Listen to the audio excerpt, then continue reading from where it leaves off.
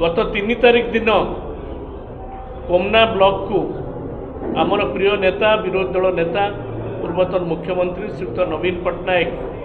गस्तरे आसीथिले एवं सफलतार सह जनसभा साधारण जनता को उद्बोधन देकी जाइथिले एवं आसंता काली पुणी थरे खरियार रोड नुआपड़ा एनएसी एवं नुआपड़ा ब्लॉक को आसुचंती निर्वाचन परिप्रेक्षी रे आसंता काली 11टा समय आमर खरियार रोड रो पुलिस स्टेशन पाखे थिबा पड़िया रे से आसी पहुँचे एवं सेठारु एक रोड शो रे नुआपड़ा पर्यंत आसबे एवं खरियार रोड रो डागा छक विजु पट्टनायक छक और लक्ष्मीनारायणपति छक ये 3टी स्थान रे उपस्थित जनता को से उद्बोधन देबे एवं तापरे रोड शो रे नुआपड़ा एनएसी को आसबे सूर्यनगर छक गायत्री मंदिर छक एवं एकता छक रे जो उपस्थित जनता थिबे से मानकु मध्य उद्बोधन देबे। तेणु यह परे ए कार्यक्रम रोड शो सरिबा परे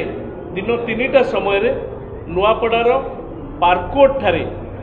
एक साधारण सभा रे आमर प्रिय नेता नवीन बाबू उद्बोधन देवे जनता को। तेणु ये संवाद आपण मान जरिया साधारण जनता पाखु पहुँचब। सफलतार सहित कोमना सभा शेष होईची एवं आसंता काली मध्य मान्यवर विरोधी दल नेता एवं आमर प्रिय नेता नवीन बाबू को देखा उत्सुकतार सह अपेक्षा करिसंती खरियार रोड एनएसीवासी नुआपड़ा एनएसीवासी एवं नुआपड़ा ब्लॉक रो साधारण जनता एवं एथि सहित मु मोटामोटी भाव में कही रखापी चाहूँगी किभली भाव में पॉडकास्ट को उद्देश्यमूलक भाव लोकंर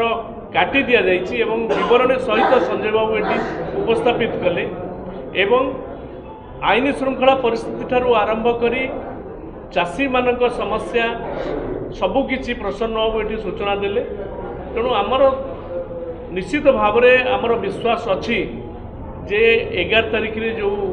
निर्वाचन नुआपड़ा होउछि सरकार गठन हवा परे ये 15-16 मासरे किभली भाव में ओडिशावासी हक को छड़ाइबा पई विधिवत चक्रांत करिछि बीजेपी सरकार नुआपड़ावासी तार दृढ़ जवाब देवे। धन्यवाद।